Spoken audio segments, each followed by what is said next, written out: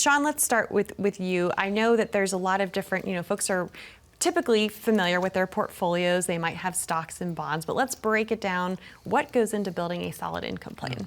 Well, we'll reach deep into the toolbox and start pulling some things out. Or Shawn in his fanny pack. He likes his fanny pack.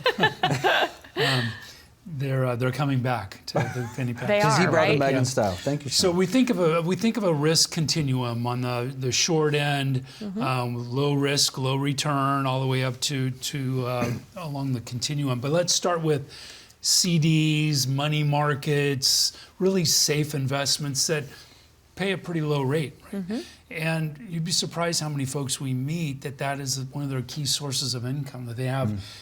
When they enter retirement, they tend to, it's counterintuitive, but they tend to get too conservative.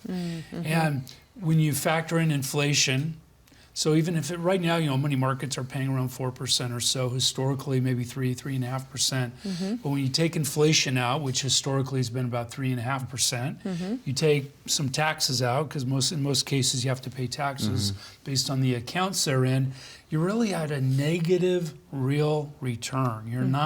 You're actually losing money very slowly and safely.